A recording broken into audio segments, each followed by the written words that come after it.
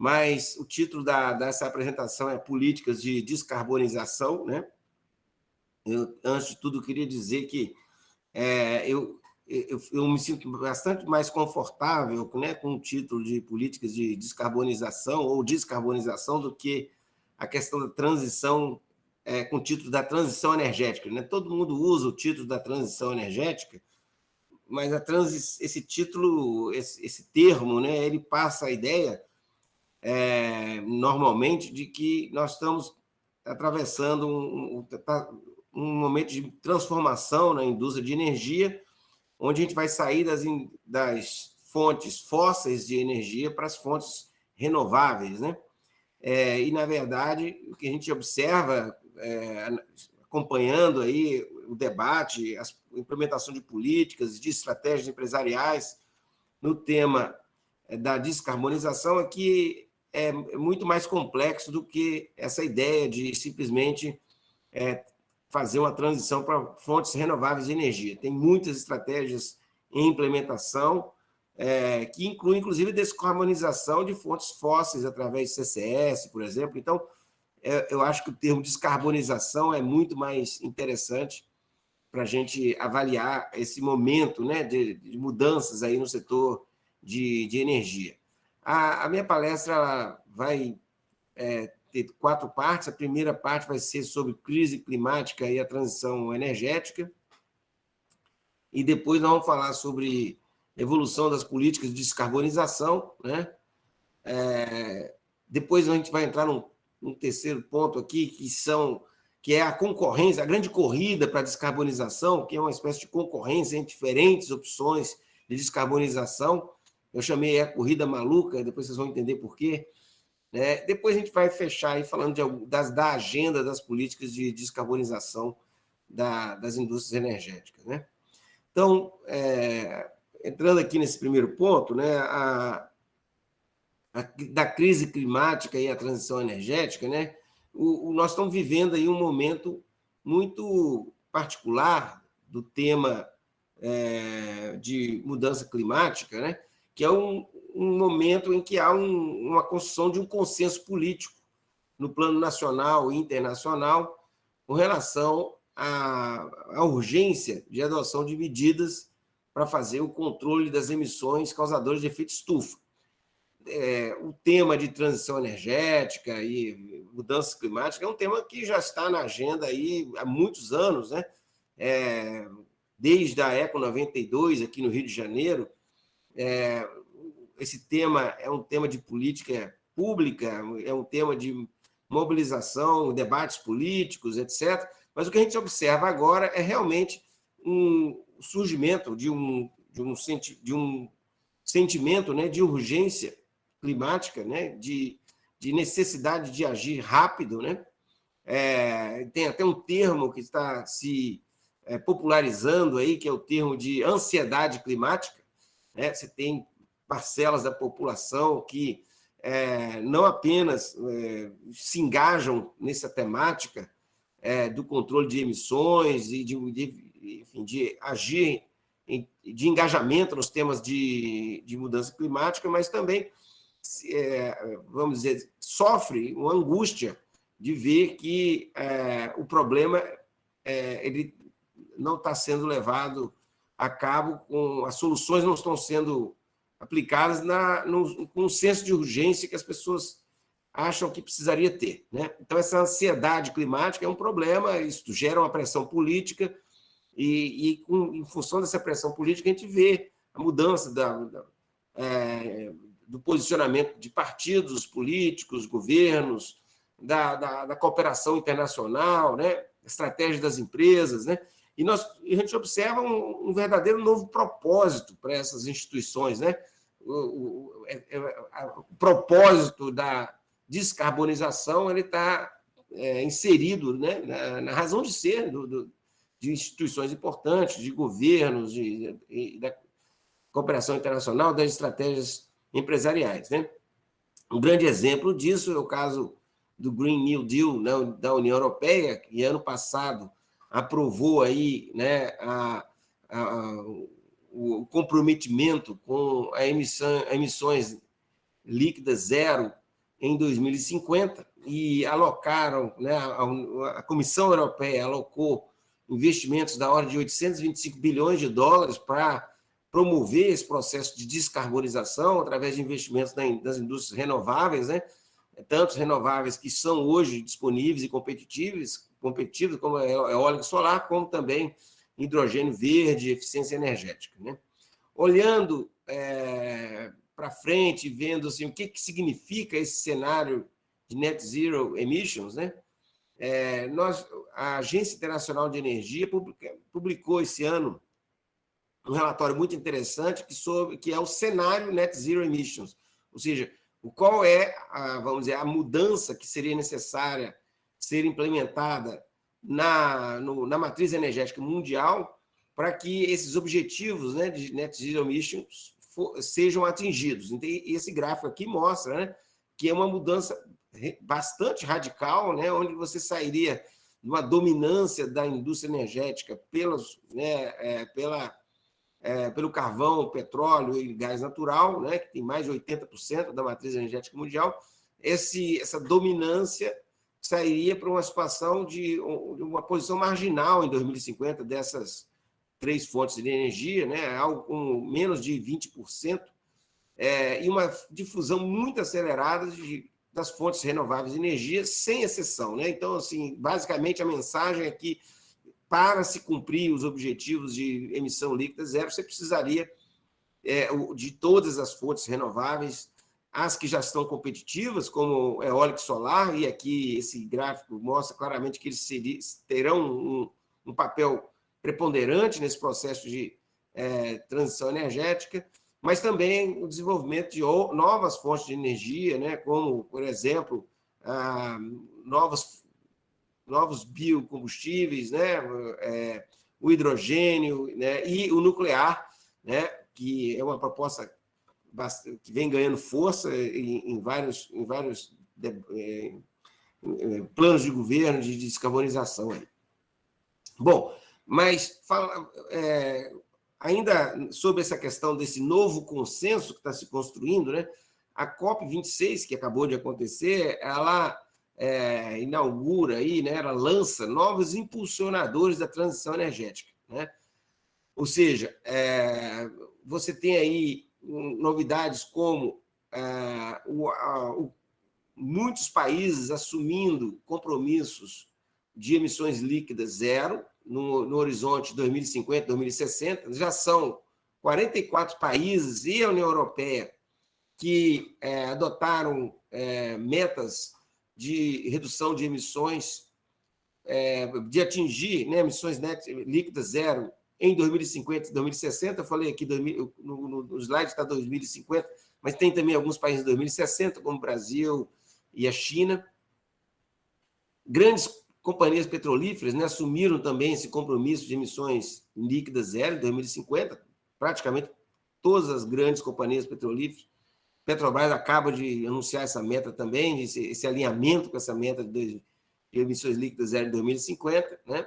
Então, vamos dizer, esse passo a mais nos compromissos de redução de emissões mostra esse consenso que se desenvolveu no mundo, né? Quer dizer, 70% das emissões globais, né, de carbono ocorrem em países que agora adotaram compromissos, né, diante do COP26, de atingir emissões líquidas zero nesse horizonte 2050, 2060. Então, isso não é pouco, isso aí é um passo muito importante nesse consenso que eu acabo de mencionar. Mas tem outros impulsionadores importantes, como o Net Zero Bank Alliance, que é um compromisso, né, de bancos, principalmente instituições financeiras, que detêm 40% dos ativos financeiros mundiais, né, compromisso de não financiar fontes fósseis e promover a descarbonização, apoiando as energias renováveis, né? Temos também avanços em relação à expansão dos mercados de carbono, né? Vários países se comprometendo com a adoção de mercados de carbono, e uma discussão em andamento, ou que se inicia, para criar áreas, mercados internacionais de carbono, né? E, por fim, né, a criação pela União Europeia de critérios de taxação de importações com base na intensidade carbônica dos produtos, né? Isso também é um grande impulsionador, inclusive no Brasil surgiu grande preocupação com essa decisão da União Europeia, inclusive a indústria brasileira passou a apoiar a criação do mercado de carbono no Brasil, justamente para tentar ver se isso, vamos dizer, cria uma situação mais favorável para o Brasil no comércio exterior, diante dessa ameaça aí, ameaça não, da decisão, né, de criar taxações associadas à questão de emissões de carbono. Então, vamos dizer assim, são passos ou impulsionadores, eu diria, que mudam totalmente de patamar a discussão sobre as políticas de descarbonização, né? Não é mais um debate abstrato, né? Nós estamos falando aqui de questões muito concretas e a necessidade de ação por parte dos países, das empresas, em respostas a esses impulsionadores é clara, né? E as empresas perceberam isso, e os governos também, né? Bom, com relação à evolução das políticas de descarbonização, né, o que a gente observa é que essas políticas são de extrema importância e vão moldar, né, a dinâmica do mercado de energia, ou seja, as fontes de energia que serão competitivas nas próximas décadas, os países que serão competitivos, as empresas que vão crescer, as empresas que vão ter problemas de crescimento, tudo isso vai depender de que tipo de política de descarbonização será adotada, né? Então, primeiramente, é importante dizer que o escrutínio por parte dos governos e das partes interessadas, né, em relação ao cumprimento das metas de descarbonização tende a ser muito maior, né? Porque agora, né, o jogo, vamos dizer, a questão da intensidade carbônica das fontes de energia e dos produtos é uma questão fundamental da competitividade, né, das indústrias, dos países, em termos de exportações. Então, vai haver um escrutínio, né? Você vai ter que mostrar qual é a sua intensidade carbônica, e isso, vamos dizer assim, passa a ser um componente importante de política pública, né? Com relação às políticas, também a gente pode dizer que a tendência é aumentar muito a intervenção no mercado por parte dessas políticas públicas, visando a impulsionar a descarbonização, né? Como, né? Através de diversas políticas, como, por exemplo, a criação de imposto sobre carbono ou de criação de mercado de carbono, né?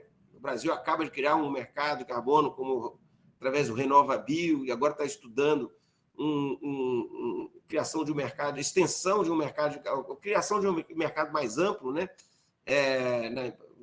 Na indústria, né? Tributação de petróleo e gás, essa é uma política que vem sendo discutida. Vários países adotaram imposto adicional ao que já havia em cima dos combustíveis para promover as fontes alternativas, né? Como o carro elétrico, motorização elétrica, os biocombustíveis, né?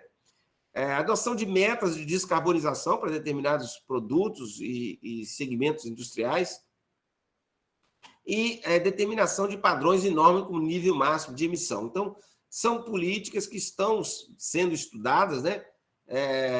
Que estão aí na pauta, né? O Brasil, por exemplo, tem uma comissão, que é uma comissão de descarbonização, um grupo de trabalho, né, de descarbonização para fixar metas de emissão para os combustíveis, para o programa Combustível do Futuro, né?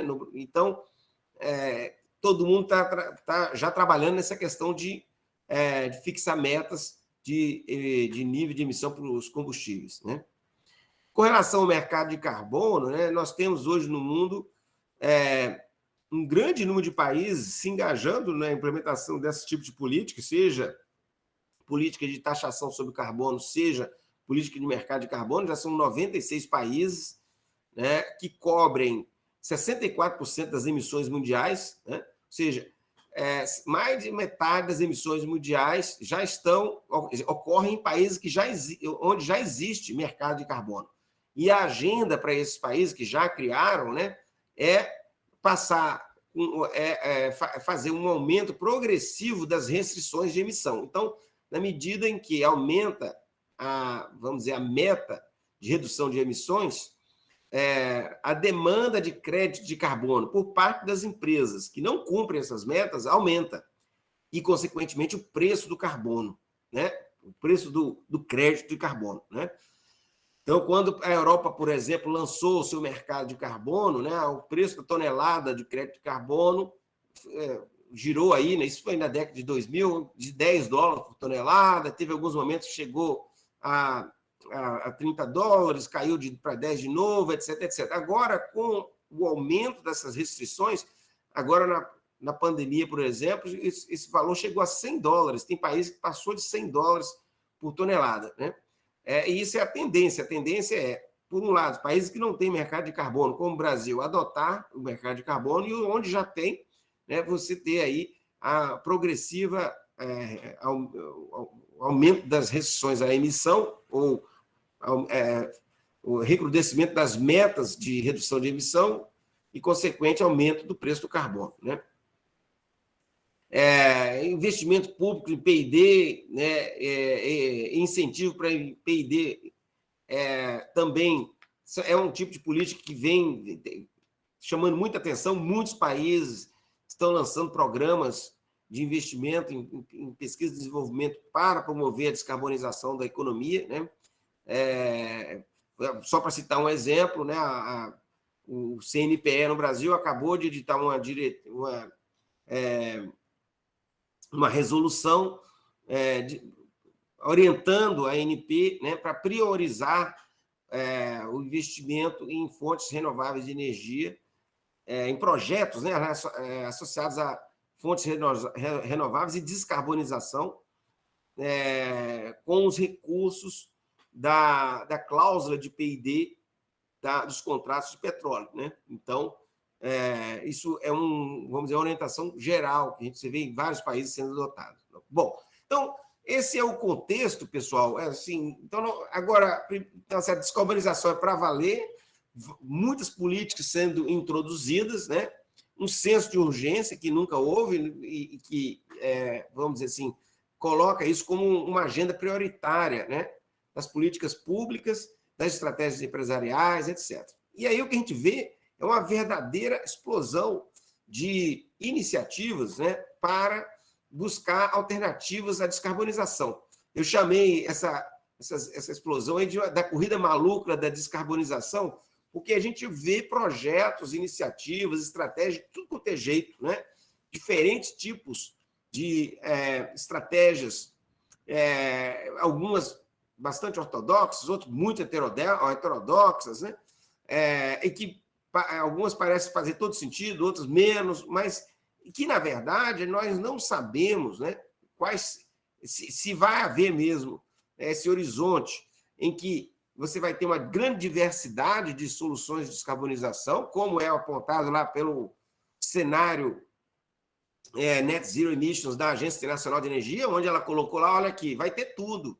Vai ter biogás, vai ter hidrogênio, vai ter novos combustíveis, vai ter muito nuclear, vai ter muito de tudo. Esse que é um pouco a mensagem que ela passa lá, né? Ou se nesse processo você vai ter, vamos dizer assim, trajetórias vencedoras, né, que começam a ganhar espaço em detrimento das outras, e é um pouco disso que eu vou falar agora, né? Então, com relação a essas opções, né, as opções de descarbonização mais comuns, né, e que todo mundo vem acompanhando, é a difusão dos renováveis, a energia solar e eólica, né, e o aumento da eletrificação da economia, né? Então, isso, vamos dizer, essa é uma trajetória consolidada. A energia solar e eólica são as fontes mais competitivas, né, para a produção de energia elétrica, em vários países, inclusive no Brasil, e tem um problema, né, que é a questão da variabilidade da produção, onde você, não despachabilidade dessas fontes de energia, mas que muitos países lidam com isso através da geração termoelétrica, gás, outros usam reservatórios, agora está se discutindo muito a questão de usar baterias para modular a produção de energia eólica e solar, enfim. Tem várias estratégias por trás. Biocombustíveis também, né? Está uma indústria consolidada, né? Etanol, biodiesel, já está aí como política há muitos anos de mandados de mistura obrigatória, né? Na gasolina e no diesel, mas agora você vê coisas novas acontecendo, como uma grande produção pelas refinarias de HVO, né? Que é a utilização de óleos vegetais e com tecnologia de hidrotratamento para obter, né, combustíveis, biocombustíveis que possam ser misturados no diesel, né? Biogás e biometano também com grande, vamos dizer, atratividade. São projetos, você vê no mundo todo, né, biogás e biometano ganhando uma atenção enorme, muitos projetos, inclusive no Brasil, uma indústria em franca expansão. Então, essa verdinho aí é o que está, vamos dizer, acontecendo, já está na prateleira aí, né? São opções comerciais e não há problema. Essas indústrias certamente vão crescer. Mas nós vemos também que tem propostas, e aí botei aqui em vermelho, porque são opções que estão menos desenvolvidas, né? Mas que podem ocasionar, vamos dizer assim, mudanças disruptivas no mercado de energia, né? Que é o hidrogênio verde. Nós temos uma verdadeira coqueluche, né, de estudos sobre hidrogênio, né? E eventual surgimento aí da economia do hidrogênio. A questão do CCS ganha muito espaço nesse momento, né? Eu vou explicar por quê. Nuclear, né? Interessante você ver que a indústria nuclear animada, né, com essa questão da transição energética, né? E aí também a opção da compensação de emissões fora do setor de energia, através de reflorestamento também, como uma opção importante de mitigação de emissões, né? Empresas como a Shell, por exemplo, apostam muito na questão da mitigação via compensação de emissões por reflorestamento. E isso está, vamos dizer assim, na mesa como opção de descarbonização, né? Qual dessas opções aí vão ser, vão ter futuro, vamos dizer assim? O que vai depender do desempenho tecnológico, das inovações, né? Obviamente da redução dos custos e também de uma questão que independe vamos dizer assim, da questão tecnológica e econômica, que é a licença social, né? Por exemplo, a questão do nuclear, né? É muito mais uma questão do que uma questão de custo ou viabilidade tecnológica, né? Tem uma questão da aceitação dessa tecnologia, né? A mesma coisa eu poderia dizer para a questão do CCS, né? Você precisa, vamos dizer, ter uma aceitação social de que isso é uma maneira sustentável de captura de carbono, ou seja, que esse carbono vai ficar lá. Então, tem que ter confiança por detrás disso. Então, tem muitas dimensões em jogo aí que vão determinar as trajetórias vencedoras, né? O que a gente está vendo nesse momento é que tem espaço para todo mundo, está todo mundo animado, né? E aí é muito interessante que a gente acha que a primeira impressão, né, que a indústria do petróleo, a indústria do carvão, vê essa questão da transição necessariamente como uma coisa ruim, né? Mas tem muita gente que trabalha nessas indústrias e que vê aí oportunidades, né? Por exemplo, colocar o CCS junto com o carvão, né? Produção de energia elétrica sustentável através do CCS, ou descarbonizar o petróleo, né? Através do CCS e outras tecnologias também. Enfim, então a descarbonização é uma agenda para todos, não é apenas uma questão de de criação de novas, vamos dizer, de difusão de novas fontes de energia. Tá? Bom, eu queria só falar um pouquinho aqui da questão do hidrogênio e depois do CCS, né? Então, vocês terem ideia um pouco assim do que está em jogo nessa corrida maluca, né, que eu chamei. Então, há um enorme investimento, né, principalmente pelo investimento público europeu, né, e também investimento japonês na opção do hidrogênio, né? A Alemanha aposta muito na questão do hidrogênio, né? A ideia é produzir hidrogênio a partir da energia elétrica renovável, né? Solar ou eólica, produzida a baixo custo. Então, essa energia elétrica seria utilizada para fazer a eletrólise da água, né? E através de separação do hidrogênio, do oxigênio, né? E esse hidrogênio poderia ser transportado por gasodutos ou por navio, na forma liquefeita, né? Até o seu mercado final. Essa produção, né, pode ser também uma produção local. Uma alternativa muito interessante é o próprio etanol, você transportar o etanol até o local onde você precisa consumir o hidrogênio e fazer a reforma no local.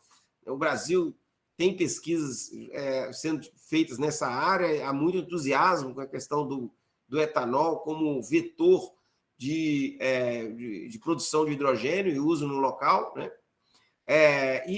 E você tem uma verdadeira corrida para fazer projetos pilotos, né? O número de projetos pilotos vem se multiplicando.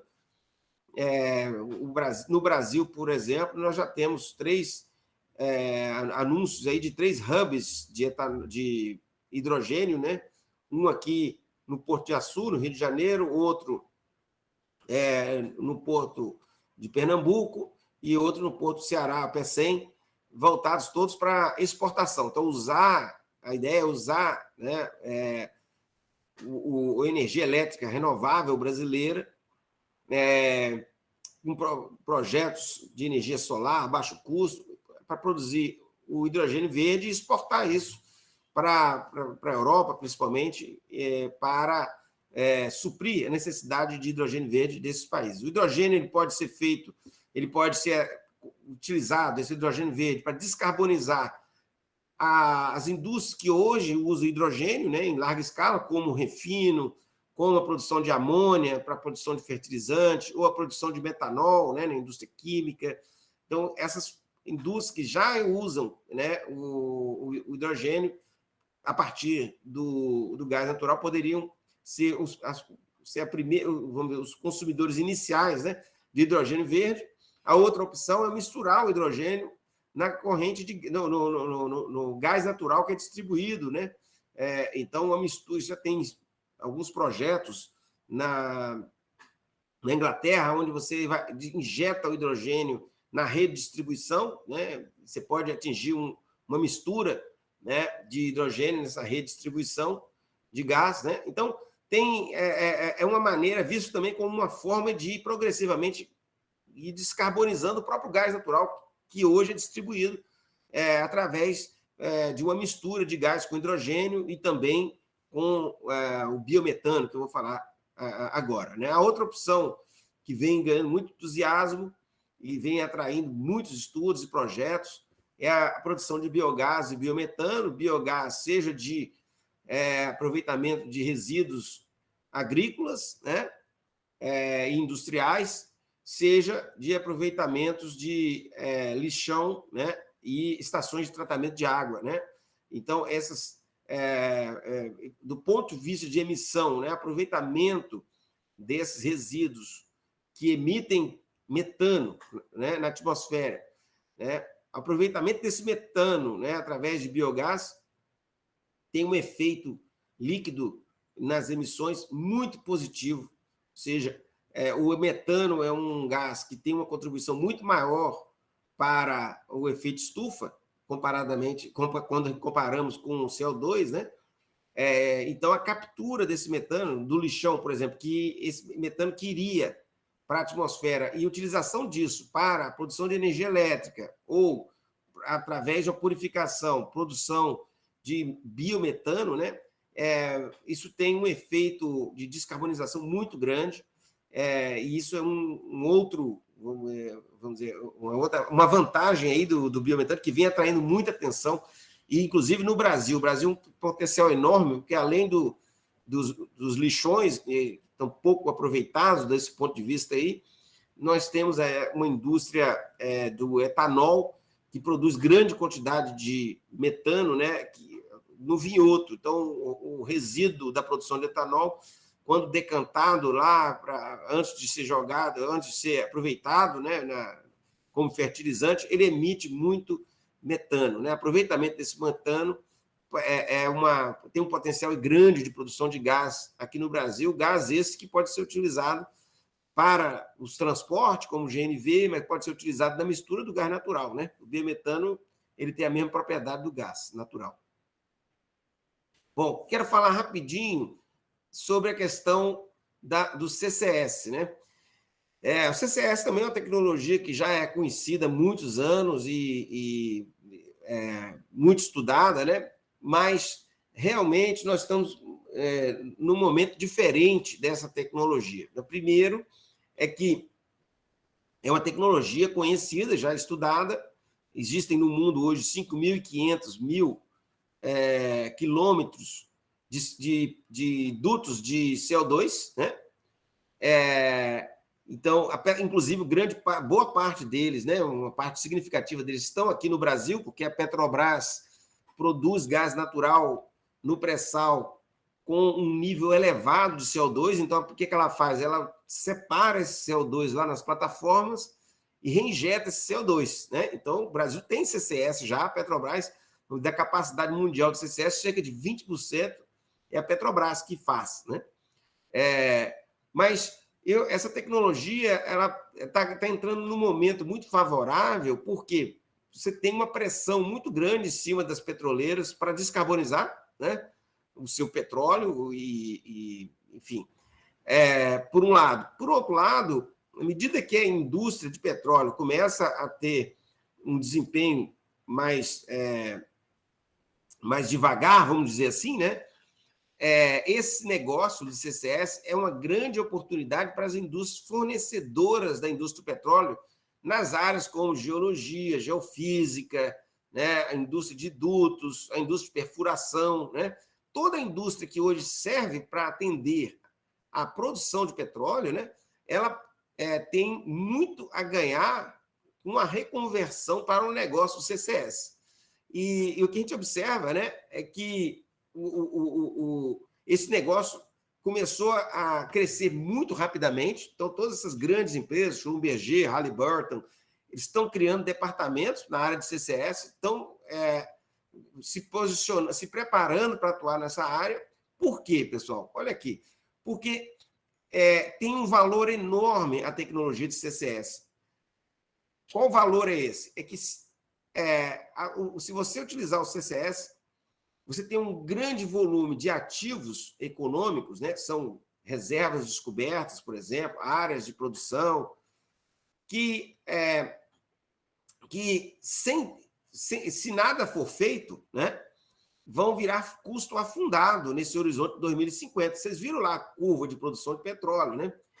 Então, quem tiver um petróleo descarbonizado, né, um gás descarbonizado, vai poder aproveitar esse ativo. Só para vocês terem uma noção, né, a IRENA, que é a IRENA, né, a Agência Internacional de Energias Renováveis, né, fez um estudo muito interessante sobre os custos afundados em função da transição energética. Então, ele tem um cenário que eles chamaram lá de Delayed Policy Action, que seria o business as usual, ou seja, se nada for feito, e um cenário que é o REMAP, que é o cenário de transição energética, né? Aí eles mostram que a indústria de upstream, né, e aqui eles colocam petróleo, gás e carvão nessa indústria, tem aí algo em torno de 4 a 7 trilhões de dólares em ativos, tá? Que podem virar custos afundados. Então, você veja qual é a importância de se investir em tecnologias que evite que esses ativos virem custos afundados. Então, o valor do CCS é brutal para as empresas de energia e a gente observa que isso já está no radar. Por exemplo, só esse ano, em setembro desse ano, em relação ao mesmo período do ano, ao final de 2020, ou seja, nos primeiros meses desse ano, os primeiros 9 meses desse ano, né, você teve um aumento de 48% no número de projetos, ou seja, na capacidade projetada dos projetos de CCS em desenvolvimento no mundo. Então, nós estamos vivendo uma corrida de projetos em CCS, tem 32 projetos instalados no mundo, e a DNV, com a empresa do setor de energia, estima que em 2050 o tamanho do negócio do CCS, né, vai ser algo como 100 vezes maior, né, do que o tamanho do negócio hoje, né? Então, isso para mostrar para vocês que isso está no radar, né? O CCS também é uma opção, é um dos carrinhos da corrida maluca lá do desenho, tá? Chamar a atenção também, né, que as empresas de petróleo estão investindo fortemente na questão da descarbonização do seu petróleo. Essa estratégia é uma estratégia hoje central da Petrobras.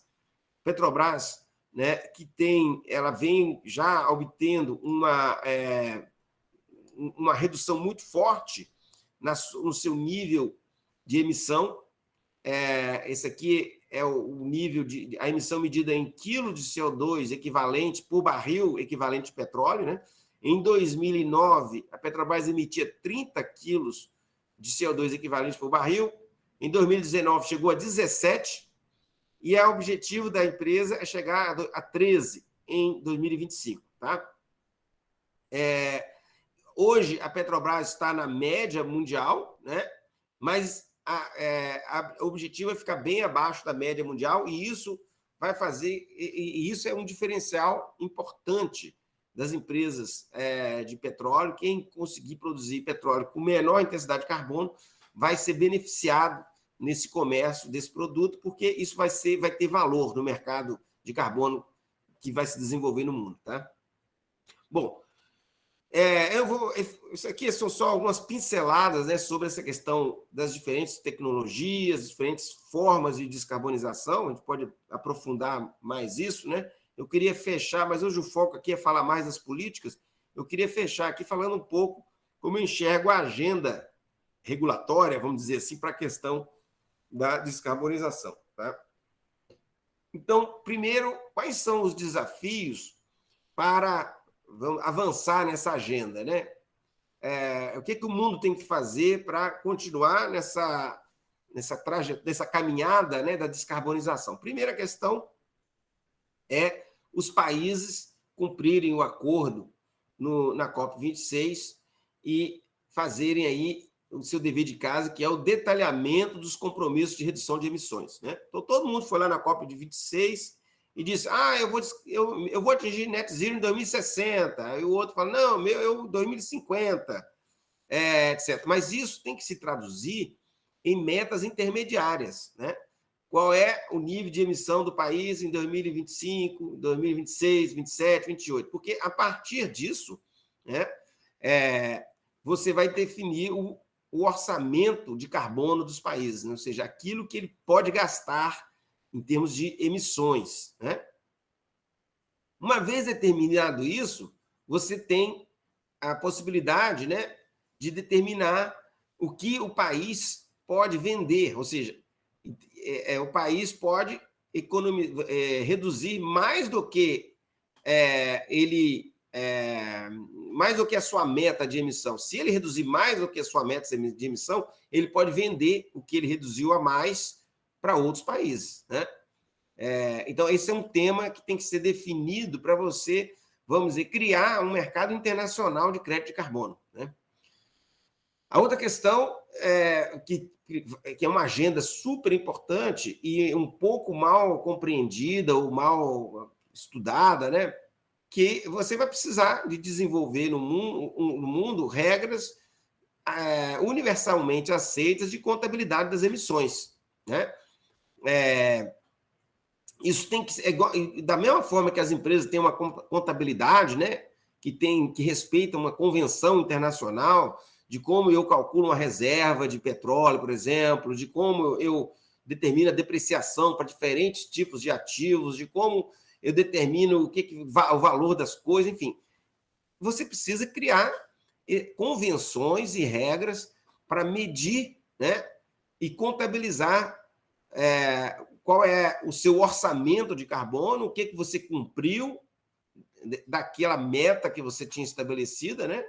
O que você não cumpriu, enfim, isso tem que ser medido. Não há hoje, vamos dizer, uma metodologia mundial ou universalmente aceita para isso ser feito. Então, hoje é como se tivesse diversos idiomas para cálculos de emissões, né?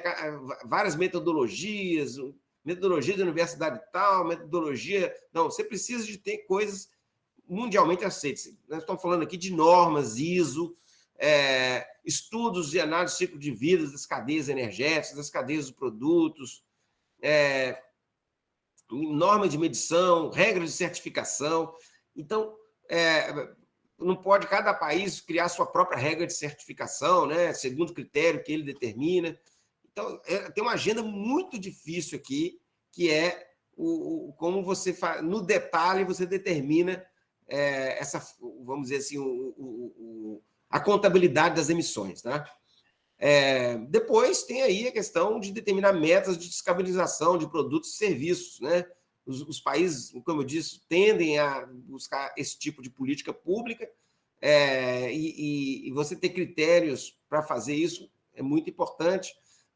E aqui você pode ter uma espécie de corrida maluca das metas, né? Um país coloca uma meta, outro coloca outra meta, metas realistas, outras não realistas, enfim, tem que ter uma discussão sobre isso. Desenho de mercado de carbono, né? Como é que funciona esse mercado, o mercado de carbono que seja realmente crível, né? Os países precisam reconhecer os mercados de carbono dos outros países. E a questão do comércio internacional de crédito de carbono e também de produtos descarbonizados. Por exemplo, exportação de hidrogênio verde, mas é verde mesmo? Né? Qual é o nível de emissão desse hidrogênio? Então, isso precisa ser tudo isso convencionado, acordado. Tem uma agenda muito difícil pela frente aí, muito complexa, muito técnica, e vai exigir uma capacidade institucional muito grande dos países. E aí que eu acho que onde mora o risco disso, né? Porque a transição para uma economia descarbonizada vai exigir uma enorme capacidade institucional dos países, né, para organizar os seus mercados e fazer uma gestão dessa incerteza. Tá? Isso envolve uma dimensão política, mas ao mesmo tempo extremamente técnica. Né? Então, você vai ter políticos, Congresso Nacional, Câmara de Deputados, senadores, discutindo temas extremamente técnicos, extremamente complexos, extremamente sensíveis para determinar a competitividade do país, né?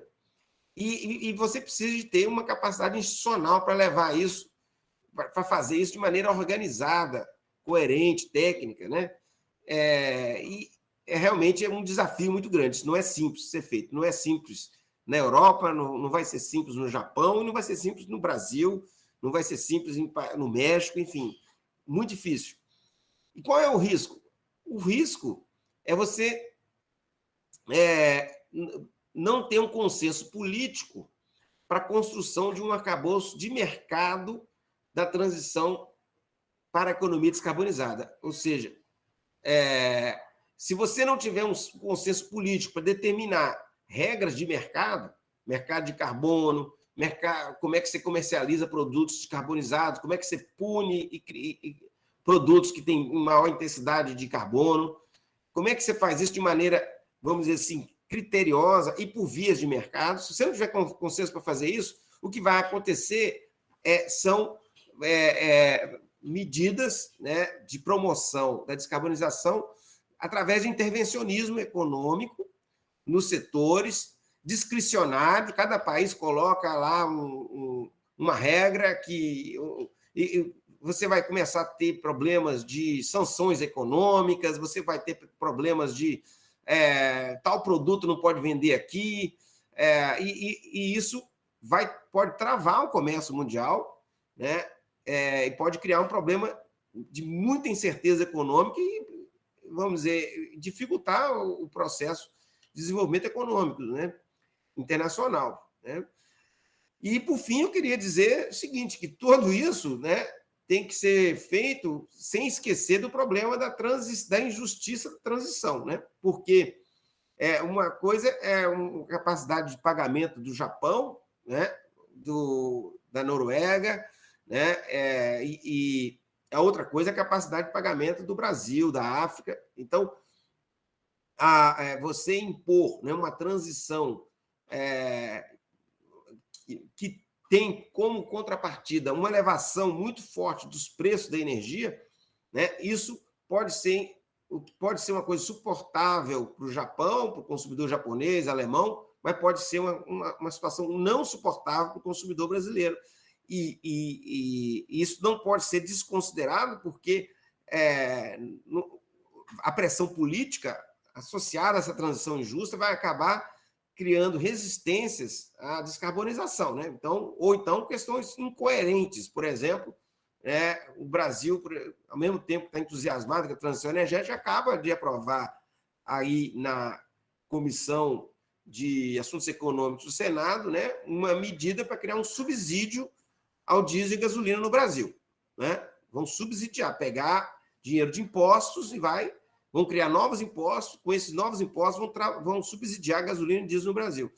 Porque está havendo uma pressão enorme com relação ao preço dos combustíveis, né? Mas não é só no Brasil. A gente vê, por exemplo, o que aconteceu na França há alguns anos atrás, né? Foram criar lá um imposto sobre carbono em cima do diesel e gasolina, e isso foi estopim para o movimento dos coletes amarelos lá, fizeram protesto no país, até hoje eles fazem protesto, contra essa questão da elevação dos preços dos combustíveis. Então, é uma equação muito difícil que temos pela frente, né? Mas temos que encarar, né? E era isso, eu queria agradecer a atenção de todos, eu fico aí à disposição para a gente discutir esses pontos aqui. Professor, muito obrigado pela apresentação, muito legal. Eu fico assim, besta como o senhor consegue pegar um assunto assim, política, né? Que a princípio você pensa, nossa, complicado, assim, mas consegue transformar numa coisa extremamente lúdica, interessante. Tipo assim, eu adorei, eu acho que todo mundo aqui também. Eu tenho uma série de perguntas para fazer, mas antes eu gostaria de passar a palavra para quem quiser fazer suas perguntas primeiro, tá? Juliano, microfone, pode fazer a sua aí. Parabéns, Edmar, muito boa apresentação, uma aula, né? Espetacular. Obrigado. Queria fazer uma pergunta sobre biocombustíveis primeiro, né? O etanol e o biodiesel eles já são competitivos hoje com derivados de petróleo, como gasolina e o diesel, né? O biodiesel, o biocombustível, ele está dentro dessa corrida maluca que você mencionou. E outra pergunta em relação ao biodiesel em biocombustíveis é que o Brasil ele produz muito etanol, mas ele importa metanol, né? Tem alguma produção de metanol para produção de biodiesel com milho, né? Mas pouca produção de metanol. Não seria interessante para o Brasil usar um pouco da cana-de-açúcar, desenvolver uma tecnologia, né, para produzir metanol também e exportar metanol? Tá, Juliano, muito bom a sua pergunta. Então, assim, primeiro que os biocombustíveis, né, em geral, são competitivos a depender da política de preços dos combustíveis, tá? nos países onde os preços acompanham o mercado internacional, né? E tem lá a carga tributária padrão, né? Como é o caso do Brasil, você consegue produzir etanol competitivo. O nosso etanol compete com a gasolina, né? Tem gente que compra etanol, não é mistura obrigatória. Nos outros países, né, onde o preço ou a taxação sobre os combustíveis é baixa, como é o caso dos Estados Unidos, ou não pratica preços internacionais, né? Caso da Argentina, caso de países desse tipo, não é competitivo. Então, você tem que utilizar a mistura obrigatória. Então, a política padrão para biocombustíveis é uma mistura obrigatória. Quando você usa mistura obrigatória, o preço do combustível que é misturado, ele é mais caro do que a gasolina e o diesel normalmente, né? É o caso do biodiesel no Brasil. O biodiesel é caro, não é competitivo. Então, inclusive por isso é que o governo federal diminuiu a mistura. Eles eram para estar misturando agora, acho que 13%, e a mistura foi reduzida em 2020, foi reduzida para 10%. E isso está acontecendo no mundo todo. A Argentina reduziu a mistura obrigatória, o Paraguai deixou de implementar a meta de mistura. Então, tem um problema de competitividade, né? Mas, claro que há espaço na corrida maluca, né? Porque você tem potencial de produção, né? O que tem ganho muito espaço agora, nesse momento, é o HVO. É uma coisa muito impressionante que está acontecendo na Europa. Você tem metas de emissão, metas de mistura com HVO, e as refinarias, como as próprias refinarias.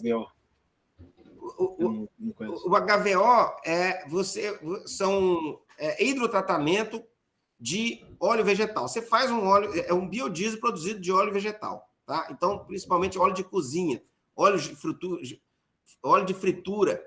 Então, na Ásia, principalmente, onde eles fritam muito, né? Todo esse óleo de fritura não é jogado fora, aquilo tudo é recolhido e aquilo é um produto que eles exportam. Então, a Europa compra esse óleo e através de processo de hidrotratamento, que usa hidrogênio, né, você consegue produzir um biocombustível. Esse biocombustível é misturado no diesel. Tá? Então, você tem metas. Nós produzimos biodiesel. Como? A gente faz o óleo vegetal da soja e através da transesterificação, nós convertimos, que é onde mistura o metanol, né? Pega o óleo vegetal, mistura com metanol, chegamos no biodiesel. Esse processo é um processo descentralizado. As plantas de biodiesel são plantas relativamente pequenas, né? E pode ser produzido onde é produzido o óleo vegetal. Agora, o HVO não. O HVO, você leva o óleo vegetal até as grandes refinarias, e essas grandes refinarias descarbonizam o diesel, tá certo? Então, inclusive porque na Europa, as próprias refinarias têm metas de emissão, e elas têm que comprar crédito de carbono. Então, na hora que ela coloca o óleo vegetal na refinaria, ela precisa comprar menos crédito de carbono. E isso tem vantagens econômicas, né? Então, o biocombustível está ganhando espaço. O problema do biocombustível é a matéria-prima, né? Os óleos vegetais são caros,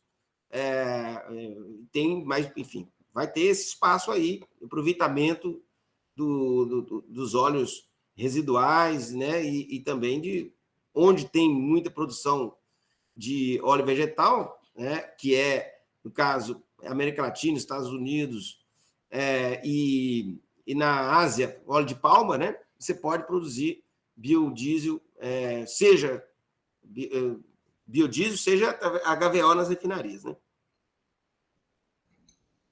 Nossa, professor, com relação ao metanol, o Brasil tentou usar álcool para a produção de biodiesel, em substituição ao metanol, usar etanol nessa mistura. Você usa 10% de metanol no biodiesel, né? Mas isso não avançou, tecnologicamente não deu certo, né? Então, se usa o metanol. Agora, o que há uma grande discussão agora é a produção de metanol verde. Se você produzir hidrogênio, você pode chegar no metanol verde. Então, a indústria do hidrogênio verde pode ser um precursor para a indústria do metanol verde. Muito legal, professor. Nossa, eu estou de cara com essa compra da Europa aí. Europa comprando óleo de fritura. Gente, que é isso? Muito interessante. E as refinarias aqui, professor, como é que você vê? Porque muitas vão ser vendidas, né? Como você acha? Você acha que elas vão se adaptar a esse mercado? Você vislumbra isso aí? Essa adaptação Não, para descarbonização? olha, eu acredito muito que a indústria do petróleo ela tem um potencial muito grande de se adaptar à descarbonização, porque ela tem ela tem o mercado na mão, né? Então a refinaria ela tem os postos de compra dela, já tem os clientes, ela já tem um ponto de distribuição, né? Ela tem um potencial de descarbonizar o seu produto e concorrer com as outras opções, né? Então hoje o grande problema do carro elétrico é como é que se abastece o carro elétrico, né? Então o carro elétrico ele não vai abastecer no posto, ele vai abastecer na casa da pessoa. Porque se for parar num posto para abastecer um carro elétrico, ou você vai ter que gastar muito dinheiro, porque tem que ser um carregador ultra rápido, você vai ter que esperar 15 minutos para ir no ultra rápido, né? Então, na Europa, por exemplo, os postos estão se transformando em lounge, né? Então, porque a ideia é que vai ter carregador ultra rápido. No carregador ultra rápido, 15 minutos. Né? Agora você imagina, vai ter uma fila, você coloca o teu carro lá e vai trabalhar lá, pega o computador. Então tem que transformar aquilo numa cafeteria, lounge, etc., para o cara ficar lá esperando o carro carregar no carregador ultra rápido. Eu não acredito que isso vai dar certo. Primeiro, porque o carregador ultra rápido vai custar o dobro ou o triplo. Então, as pessoas vão carregar preferencialmente na casa delas, na garagem delas, ou na rua, que vai ter o dispenser lá, onde estaciona o carro. Então, deixa o carro carregando de noite. Então, quase ninguém vai parar num posto ultra rápido. Vai ter o posto na beira da estrada ali, mas dos 40 mil postos no Brasil, num cenário desse, você ia ter 2 mil postos. Os outros não ia ter trabalho para eles. Né? Então, é muito desconfortável hoje a situação do carregamento do carro elétrico. Não é uma coisa, vamos dizer, confortável para todo mundo.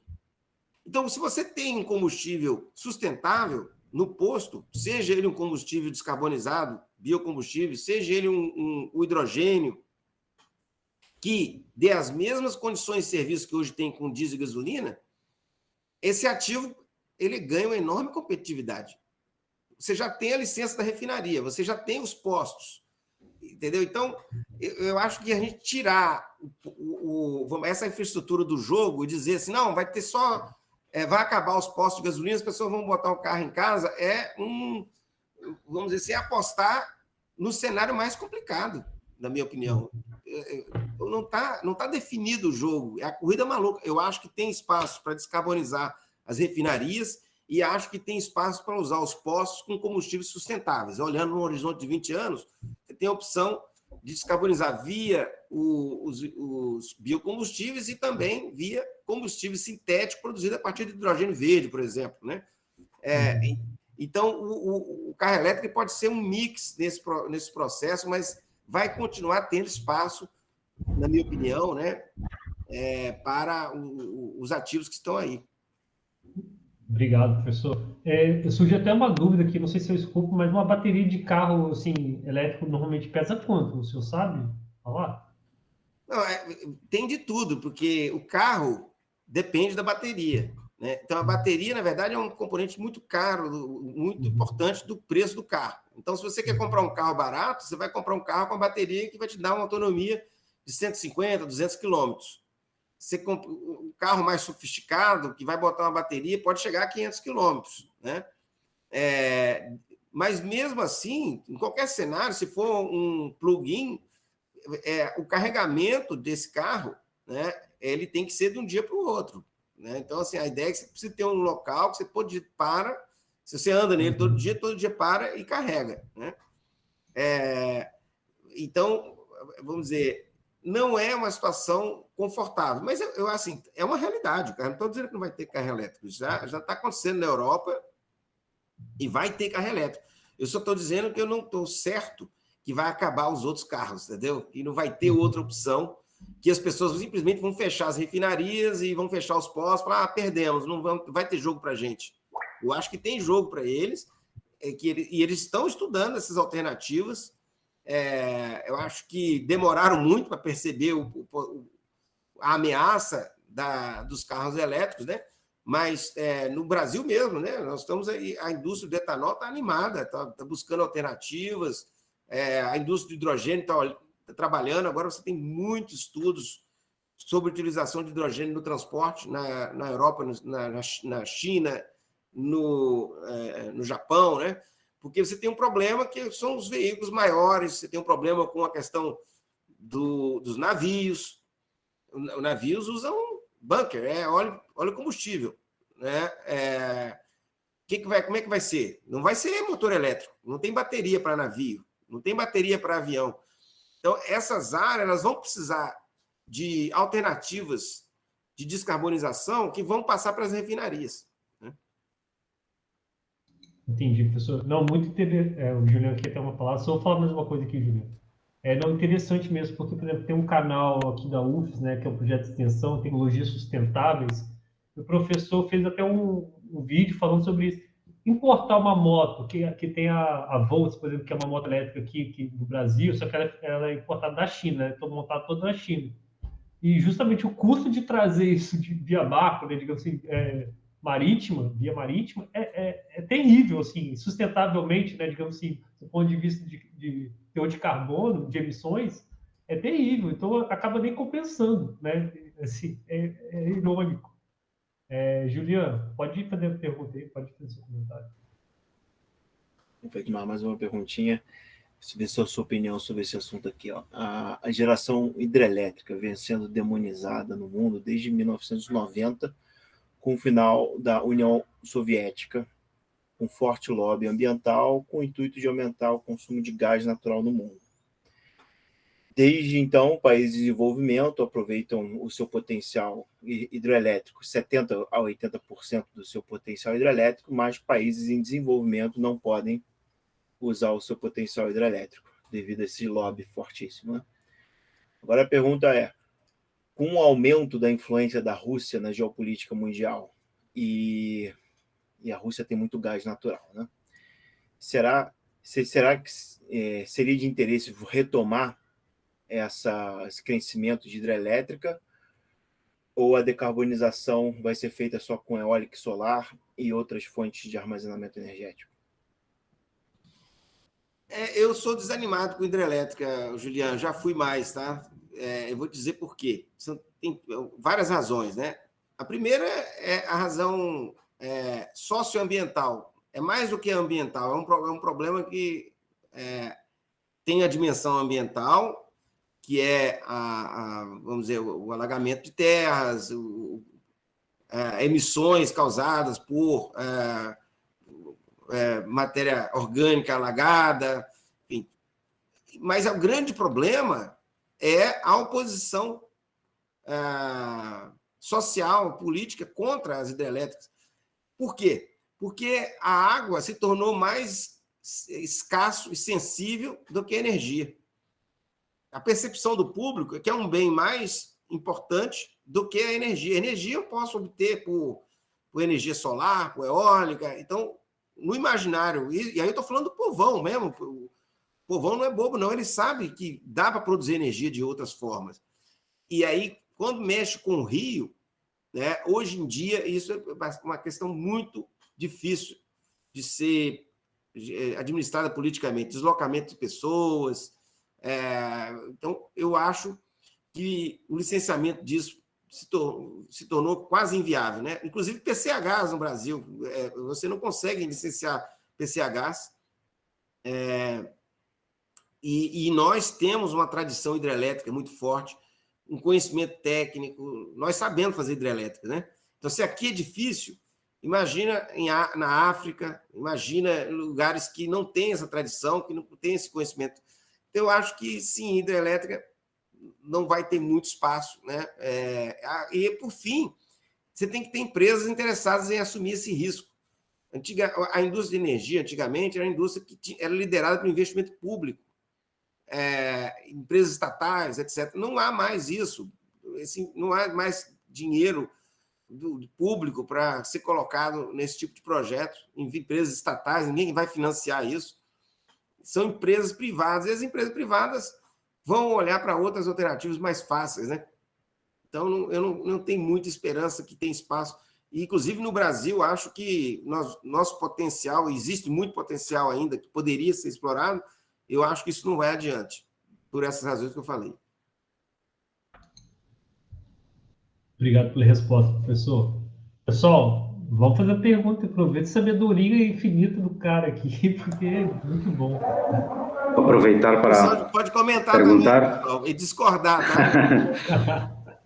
Perfeito. Aproveitando essa pergunta do Julián, tenho uma dúvida também nessa linha, Edmar. O avanço de algumas das técnicas, dos métodos que foram comentados, não dependeria também da hegemonia, do poder político de cada país?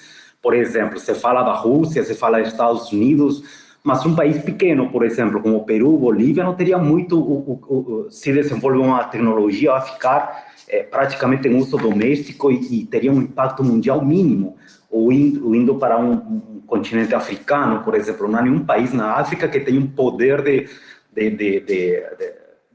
impor, digamos, ou divulgar uma tecnologia que seja interessante. Então, na verdade, não seria mais uma questão de hegemonia política, do poder que um país tem para impor dentro dessa corrida maluca que você citou, decidir qual, dar interesse ao que eles vão ter um benefício mais direto nisso, né? Isso era uma dúvida. E aproveitando uma outra questão, também quando você fala o compromisso dos países em descarbonizar para 2050, 2060, o país assume um compromisso, mas esse compromisso ele é repassado para as indústrias, cada indústria vai assumir atender umas regras. Estou pensando nessa dúvida no seguinte sentido. O problema é um país que produz petróleo e não consome, ou o problema é um país que consome o petróleo? Porque são duas situações muito diferentes. Veja, voltando à questão dos países da África, eles consomem muito pouco e produzem também quase nada, né? Do outro lado, Estados Unidos como país consome muito e produz muito. A região de Oriente Médio praticamente produz a grande quantidade de óleo que é lançado no mercado, mas consome muito pouco. Então, a regra de descarbonização ela é válida para quem consome ou para quem produz ou para ambos os lados. Então, foram duas perguntas bem amplas ali, né? Se poderia comentar, por favor. Eu entendo três perguntas, né? Eu vou começar pela primeira, que você começou a falar aí, Bolívia, Peru. Imagino que você seja de um desses países. De onde você é, Odrich? Eu sou peruano. Peruano, Peruano, sim. E colocou assim, não, mas esses países não estão na situação desfavorável, né? Nessa discussão de descarbonização, porque eles não controlam a agenda geopolítica da descarbonização, né? Concordo. É desfavorável nessa questão. Eu não concordo contigo. No Bolívia, Peru, nem Brasil vai ter um peso geopolítico na definição de quem ganha a corrida maluca, se é que vai ter vencedores, né? Isso vai ter um jogo geopolítico, vou entrar nele agora, mas eu acho que se a gente compara a situação de hoje com a situação de 20, 30 anos atrás, a situação para o Peru, Bolívia, o Brasil, em várias regiões do Brasil, a África, é muito mais favorável em termos para a política energética e a questão de autonomia energética, né? Porque se você pensa bem, o que era a energia na década de 50, 60? Você tinha que ter petróleo, se você não produzia petróleo, você tinha que importar, carvão, se você não produz carvão, você tinha que importar, e energia elétrica era termoelétrica ou nuclear ou alguma coisa grande, uma hidrelétrica. Nada disso, se você não era produtor de petróleo, nem carvão, nem tinha dinheiro para fazer termoelétrica e hidrelétrica, você estava morto. que era a situação dos países em desenvolvimento. A grande parte da África não tem. Eu visitei um país que chama Uganda, na África, e visitei uma hidrelétrica de 300 megawatts. Não, 160 megawatts. Essa hidrelétrica era a maior empresa produtora de energia de Uganda. Visitei isso uns 5 anos atrás.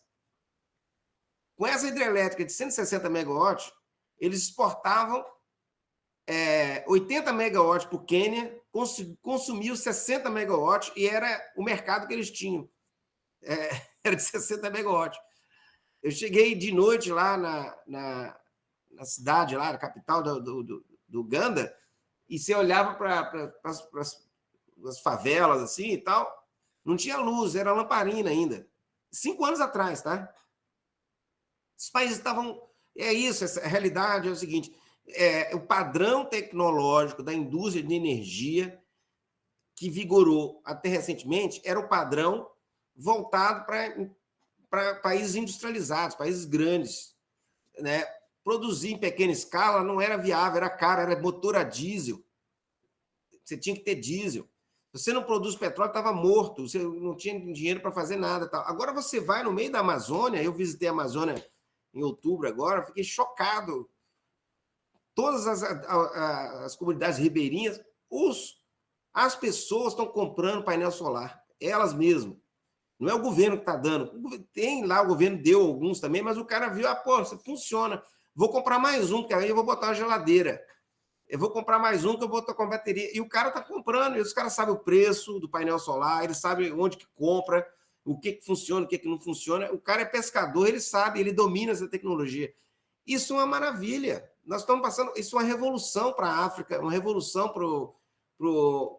Eu tenho acompanhado a situação da Bolívia agora, está tendo um boom de energia renovável solar na Bolívia, e o papo deles é consumir menos gás para exportar o gás, né?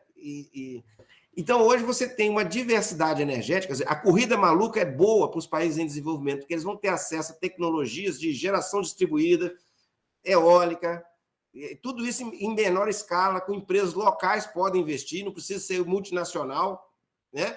Quem produzia uma grande hidrelétrica no Peru tinha que ser uma empresa multinacional, não tinha empresa do país. Agora, você pode, uma empresa pequena do Peru vai poder investir no solar, numa empresa eólica. Então, eu acho que nós estamos numa situação muito melhor, né? Agora, pulando isso, vamos discutir a questão geopolítica. Sim, tem um jogo geopolítico pesado por detrás da questão da descarbonização, né? Então, a Europa pensa em soluções de descarbonização que interessa a ela. Por que a Alemanha é campeã mundial de estudos, projetos, tudo que tem a ver com hidrogênio verde? A indústria alemã, a indústria química alemã, indústria de gases industriais, indústrias de combustíveis ligadas à indústria química, é a indústria mais forte do mundo. Aliás, a Alemanha produziu combustível sintético, GTL, na década de 20, da década de 30, 40, na Segunda Guerra Mundial, produzia diesel sintético, do carvão. A gente fazia até margarina de carvão com gás de síntese, né? Gás de síntese, Fischer-Tropsch. Então, a Alemanha domina essa tecnologia. Então, a Alemanha, o consulado da Alemanha no Brasil, a GIZ, faz projetos, faz seminários de hidrogênio verde todo o tempo. Por quê? Quem vai vender a tecnologia dos eletrolisadores, que vai produzir hidrogênio verde, são as empresas alemãs. Elas estão na frente disso, elas dominam esse mercado. Então, isso tem geopolítica por detrás, né? Agora, quem vai investir em CCS são as empresas de petróleo. Onde é que estão essas empresas de petróleo? Dos Estados Unidos, Rússia. Então, ali vai ter o jogo do CCS. Então, o que a Europa vai no jogo geopolítico, a tendência é a Europa falar assim, gente, CCS não é bom, não. CCS não é uma solução. Esse carrinho, ele não desclassifica o carrinho da corrida maluca. Tá certo? CCS não pode, né? A Europa pode chegar e falar assim, olha, eu não tenho floresta, não vai ser via floresta, né? Então, o carrinho da mitigação via floresta, tira ele também. Não quero. Esse vai ser o jogo geopolítico, e é normal, a gente não tem que demonizar a geopolítica, não, a gente tem que entender e jogar o jogo que interessa ao Brasil. Então, o Brasil interessa biocombustíveis, interessa floresta, né? Interessa novas energias, sim, né? Mas não pode tirar o nosso carrinho da floresta, que a gente tem a floresta, não pode tirar o nosso carrinho dos biocombustíveis. Biometano, né? Hidrogênio funciona, sim, do etanol, por que não? Precisamos usar o nosso etanol para produzir hidrogênio. Então, o Brasil tem o seu interesse geopolítico, como tem a Bolívia, como tem o Peru, cada um tem o seu interesse. Agora, poder para jogar o jogo, eu acho que o Japão, China, a Europa que vão determinar.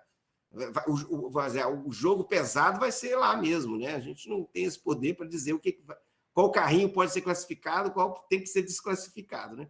Eu queria que, para mim, eu sou economista, né? Então eu acho que o certo é deixar o mercado decidir, deixar os carrinhos correrem, dar tempo e botar o mercado de carbono, né? O mercado de carbono. Aí responda a última pergunta. A descarbonização, a meta tem que ser nos países que consomem, certo? O país que consome, ele que vai colocar suas metas. Como é que ele faz? Ele coloca a meta do país e ele passa essa meta do país para as indústrias, através do mercado de carbono.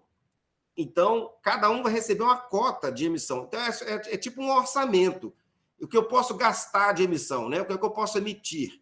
Então, eu tenho um orçamento do país, aí desse orçamento do país, uma parte para as refinarias, uma parte para a indústria de cimento, outra para a indústria de carro, sei lá, todas as indústrias, né?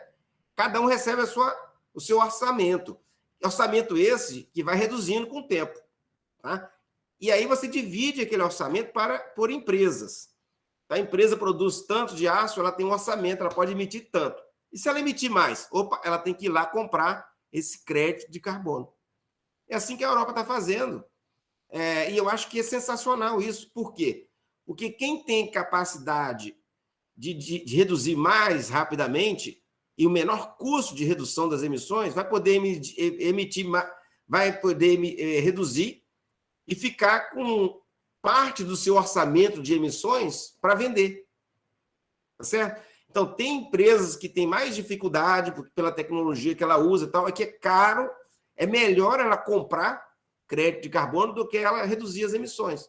Enquanto que outras é mais fácil. Então, isso, do ponto de vista de redução de custo, é o ideal, né? Você vai reduzir por onde for mais fácil. E aí, aqui tem a corrida maluca, porque as tecnologias que tiverem custos menores vão ser as preferidas, porque elas vão ser beneficiadas pelo crédito de carbono, né? Então, eu acho que, assim, do ponto de vista da modelagem, está muito clara, mas o risco da política, da geopolítica atrapalhar é grande, né? Porque a tendência é você querer desclassificar os concorrentes, não deixar eles continuarem no mercado, né? Excelente, muito obrigado. Como é complexo o assunto, né? Mas muito interessante e envolve a todos. Muito legal. Obrigado, Edmar. Nossa, professor, muito legal mesmo. Eu queria até que tivesse mais alunos aqui do petróleo para ouvir o senhor falando do CCS, porque é um assunto que acontece muito aqui, né? O pessoal do petróleo tem um pouco de receio com essa, não é receio, mas tem um pouco de medo do impacto que essa onda, né, de descarbonização, né, de combate ao aquecimento global, assim, qual impacto isso vai ter para a carreira deles? Mas você vê que é um jogo que está se reinventando mesmo. E até falando sobre essa coisa do jogo que está se reinventando, se tivesse um carro aí, um carro que o senhor acha que é o Dick Vigarista, que vai tentar de qualquer jeito ganhar essa corrida, mas que você acha que não vai deslanchar, qual seria a sua aposta assim, desses carros assim? Que não seria uma boa, mas que está atraindo. Eu Uma acho analogia de peso, o Jeep Vigarista, tirando muito bom. Não, eu acho que tem algumas surpresas que podem acontecer, né? A gente está vendo aí, claro, que as renováveis, o solar, a eólica, são verdadeiros vencedores já, né? Já estão ganhando. Eu acredito muito no potencial do biometano, né? Agora, eu acho que a surpresa, a meu ver, pode vir no CCS. Uma coisa que as pessoas estão prestando pouca atenção, né? Eu acho que o hidrogênio, eu tenho muita dificuldade de ver o hidrogênio como uma tecnologia disruptiva. Eu acho que tem um espaço, você vai ter oportunidade de produzir hidrogênio verde barato, em algumas circunstâncias, mas se você olhar, vamos dizer, do ponto de vista termodinâmico, o assunto, e depois olhar em termos de custo, a dificuldade de se transportar o hidrogênio, eu acho que tem soluções mais, vamos dizer, intuitivamente mais simples do que uma economia do hidrogênio verde, etc. Né? Mas, como eu posso estar enganado também. Mas o CCS é uma tecnologia de grande escala, né? De grande impacto. E eu acho o seguinte, uma empresa como Schlumberger não vai simplesmente desistir do mundo A Schlumberger é uma empresa que sabe o quê? Geofísica. Eles entendem o que acontece debaixo do solo lá, né? Esse base de conhecimento ela vai usar para resolver o problema que existe hoje, né? Antes era encontrar petróleo. E elas vão agora encontrar petróleo e como que eu seguro, injeto CO2 e garanto que ele fique lá, né? Essa vai ser... E a baixo custo. Né? Então, eu acho que vai ter aí uma oportunidade interessante que as empresas vão explorar, porque isso vai ser muito estratégico para elas, né? E principalmente nos Estados Unidos, né? Os caras têm uma quantidade enorme de recursos na mão e simplesmente não vão largar a mão disso sem tentar alternativas, né? Por isso que eu acho que uma coisa que está pouco no radar que a gente precisa prestar atenção. Excelente. Eu acho. Pode falar, Juliano. Já que você falou do hidrogênio, tem uma pergunta aqui pelo hidrogênio. A indústria do hidrogênio não seria uma forma de manter países em desenvolvimento como exportadores de commodity? Não seria mais interessante países em desenvolvimento usar o potencial de geração elétrica no próprio país e exportar produtos com maior valor agregado? Sim, mas eu sempre digo isso, né? Eu dei muitos anos aula de economia industrial, né? E a resposta que as pessoas comparavam, né? Essa questão de valor agregado, Estados Unidos com Brasil, com então assim, a questão do valor agregado é o desenvolvimento de tecnologia, tá certo? E o desenvolvimento de tecnologia você precisa de uma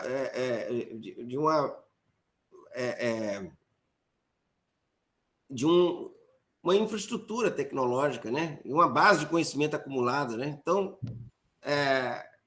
quando você vê, né, quem está exportando tecnologia, o que os caras produzem de conhecimento científico e tecnológico, quando você vê o número de prêmio Nobel de Física, de Química, etc., nos Estados Unidos, né? Quando você vê o MIT, quantas startups surgiram do MIT, né? E depois você dá uma olhada na melhor universidade do Brasil, aí você vê a distância que nós estamos disso. Quer dizer, o caminho... Depois que você fizer, né, 2 ou 3 universidades Ivy League no Brasil, com o nível dos Estados Unidos, que fizer aqui patentes, etc., no nível que... Aí a gente pode discutir se a gente consegue agregar valor. O problema é que a distância tecnológica é muito grande e a gente, no Brasil, que ainda tem alguns investimentos nisso, né? Empresas que fazem P&D, etc., a desvantagem tecnológica é muito difícil você tirar. O Brasil ele já tem uma indústria, né? Razoável devido a esses impostos de importação e tudo mais. Não é uma indústria competitiva mundialmente, mas supre o mercado interno. Mas se a gente começar a exportar nosso potencial de geração hidrelétrica, vai baixar ainda mais a competitividade dessa indústria, né? Talvez chegue a fechar. Será que seria o caso? Não, veja, eu acho que é uma falsa, um falso dilema, né? Eu acho que o país tem que exportar aquilo que ele é competitivo, né?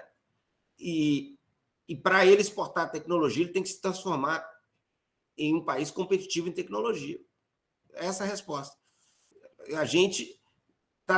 Nós estamos nos desindustrializando, né, ou diminuindo o valor agregado da nossa indústria, porque a nossa competitividade tecnológica vem se reduzindo, comparativamente à Europa, Estados Unidos e Japão. Essa é a realidade. Aí depois a gente pode discutir por quê. Mas não é uma opção, porque eu exportei soja, é que eu não consigo produzir automóveis, eu não consigo estar não tem um Silicon Valley no Brasil, né? Eu não acho que esse paradoxo não é uma realidade, né? Eu tenho dificuldade de ver isso na prática. Obrigado. Obrigado, professor. Pessoal, mais alguma pergunta? Eu gostaria de agradecer ao Edmar por ter dado essa palestra para a gente. Como o Julião falou, praticamente uma aula, né? Eu não conhecia essa questão do mercado de crédito de carbono, compreendi um pouquinho melhor agora. E aí eu queria saber se, nesse caso, nesse mercado de crédito do carbono, entra também outros gases, né, do efeito estufa ou apenas o dióxido de carbono? Como que funciona assim? Não, quando você faz o inventário de emissões de uma empresa, né, você conta todos os gases que contribuem para o efeito estufa. Né? Não é só CO2, a gente fala tonelada de CO2, né, mas na verdade, o inventário depende dos outros gases também. Por exemplo, metano, quem emite metano, a indústria do petróleo, por exemplo, emite muito metano por vazamentos, né? Então, isso pesa para caramba, porque o metano ele contribui muito mais, né, para as emissões, para aquecimento global do que o CO2, né? Sim, entendi. Tá bom, muito obrigada. Nada, gente, sempre às ordens e é isso. Eu acho que esse tema é um tema que não tem especialistas, tá, gente? É um tema que todo mundo tem que acompanhar, porque ele vai impactar todas as áreas do setor de energia, mas também fora de energia. Então, hoje, eu tenho conversado com pessoas da indústria siderúrgica, eu converso com pessoas da indústria automobilística, e tudo. Todo mundo está acompanhando essa discussão de descarbonização, porque todo mundo é afetado, né? E a gente vê cada vez mais gente que até pouco tempo não era da área de energia, veio de outras indústrias, até do mercado financeiro, né? Pessoas agora falando, estudando, acompanhando, dando palestras sobre esse mesmo temática que eu estou discutindo aqui. Então, uma mensagem final, né, para vocês é que não tem especialista nisso, né? Todo mundo tem que estudar e acompanhar esse assunto, porque vai ser afetado, direto ou indiretamente, né? Excelente, professor. Obrigado pela aula, mega aula. Antes de encerrar, só uma perguntinha. Essa é perguntinha mesmo. Eu vi um curso que o senhor vai dar ano que vem, parece que em março, né? Sobre comercialização e precificação do gás natural no mercado internacional e nacional, né, na PUC, certo? Esse curso, qual que é o seu público-alvo? Então, esse é um curso de extensão, né? Um curso de 14 horas, né? E o público-alvo, em geral, são pessoas... Bom, é um curso que vai falar sobre precificação, mercado internacional, entender os indicadores de preço, né? Os mercados spot. E o público-alvo é o pessoal da área de gás, que compra e vende gás, né? Das distribuidoras, das comercializadoras, das empresas consumidoras, né? Normalmente é esse tipo de gente que participa. Mas qualquer um poderia seguir o curso, né? Vamos dizer assim. E a gente vai dar um curso também, que vai começar também em março, eu vou anunciar em breve agora, que é um curso que é Economia e Regulação da Mudança Climática, que engloba exatamente essa palestra aqui que eu dei hoje, só que vai ser 20 horas, e vai ser... Eu estou coordenando, mas vou dar aula também, vai ter também o professor Winston Fritz, que é da PUC, da área de economia, e ele é da área do mercado financeiro. Então, ele vai dar uma visão sobre o mercado financeiro e também essa questão das negociações, né, da mudança climática. Vai ter o professor Sérgio Margulis, que é uma pessoa muito conhecida na área de mudança climática, né? Trabalhou para o Banco Mundial nessa área, etc. E o professor Juliano Assunção, que é da área de mudança climática, mas mais voltado para essa questão de florestas, né? Mitigação via florestas. Vai ser bem interessante, né? A gente vai dar a partir de março também. Beleza, professor, obrigado. É porque eu fiquei curioso, eu queria compartilhar aqui. Gente, sigam o professor aí nas redes para vocês ficarem cientes do trabalho dele, dos cursos. Você está vendo aí que tem muito para aproveitar do conhecimento dele, né? Então, professor, encerrando aqui esse webinar, eu queria agradecer, tá, imensamente sua presença, a sua disposição. A gente sabe, né, que o tempo é corrido demais, ainda mais o senhor aí, profissional super capacitado, super requisitado, tirar um tempo para dar essa mega aula para a gente. Então, sempre às ordens. Eu gosto muito de conversar com a universidade, interagir, trocar ideias. Então, qualquer coisa, estou por aqui. Muito obrigado. Sempre estaremos também às ordens aí para o senhor, tá? Se o senhor precisar. Tudo de bom aí para vocês. Tchau, tchau. Boa noite. Valeu. Boa noite. Obrigado, Edmar. Um abração aí a todos os presentes também. Valeu. Boa noite, pessoal. Tchau.